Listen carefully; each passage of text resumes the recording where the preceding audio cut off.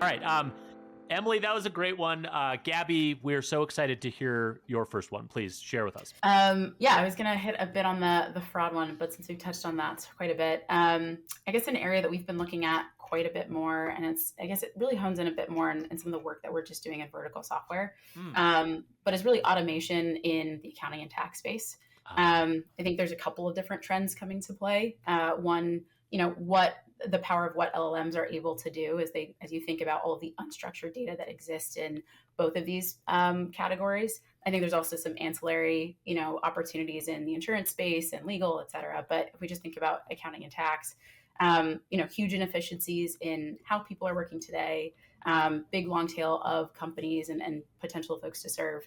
But I think the biggest piece here is just like that bottleneck of talent that we're seeing, where there's so much work and there's a proliferation of that that's going to continue, that you're just having increasing bandwidth issues with small teams. And so really thinking about the new software platforms that leveraging AI tools can help tax and accounting professionals to optimize their workflows with the opportunity to become that accounting operating system or the operating system for their firms, and then sort of to tap into any sort of like payments, reconciliation, and other opportunities that might exist. I like that one. I think that one's great. You mentioned the focus on just like bandwidth and just like people and kind of like the funnel there. It's interesting. One of the things I've developed is kind of a sort of reverse thesis for trying to think about like where are the opportunities for LLMs to be applied.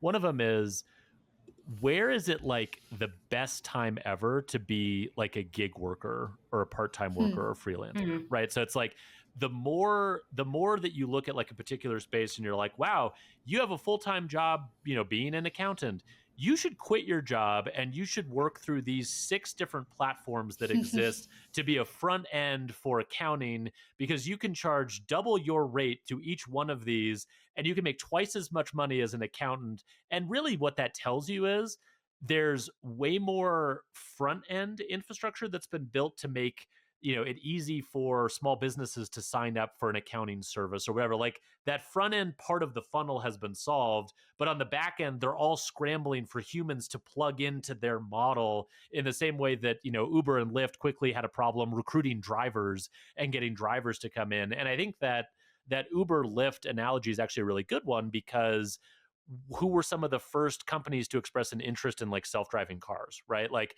if our problem now is drivers and sort of the back end talent part of this, well, what can we use with AI and machine learning to sort of fill in the gap there?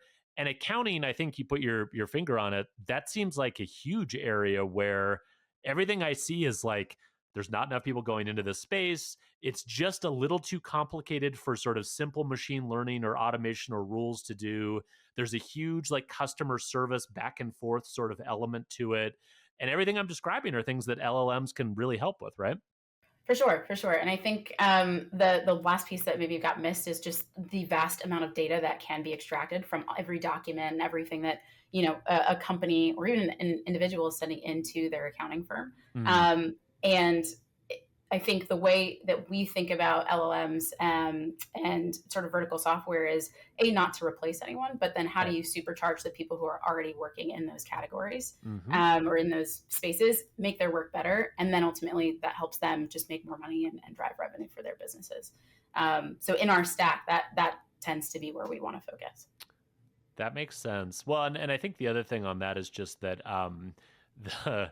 the nature of the work can change too, right? I've heard people describe one of the value props of LLMs as no one should ever have to like parse a document ever again in the history of mankind, right? Like OCR is great, but it only works if you have a really defined template where the data is always the same and you can build a model around that exact template to extract data from. But if you throw any like curveballs at it at all, it freaks out and you have to have a person do it. But it's like the lowest value human work ever. And to your point, those people can be better spent doing other tasks sort of further up the value chain. So that makes a ton of sense. Emily, what's your reaction to this one? Yeah, I think of these markets, and I think it's totally fascinating, but as this like fundamental supply and demand mismatch. Yeah. Right? Because on one hand, you've got this kind of shrinking labor pool of supply. But at the same time, like if you actually look at what they're doing on a day-to-day basis, like if you actually ask them how much of their time are they spending doing people's taxes, it's probably like, I don't know, 30-40%, if I had to guess, or accounting. Like the rest of it is admin work, or it's getting new customers, or maintaining existing relationships, or answering customer queries. And I think that 60% of the job is the opportunity for, whether it's a tech company with an aggregated brand that's just really good at going to market and acquiring customers, to just be like, hey, you are a star accountant. Like, this is a little bit what Pilot has sort of done totally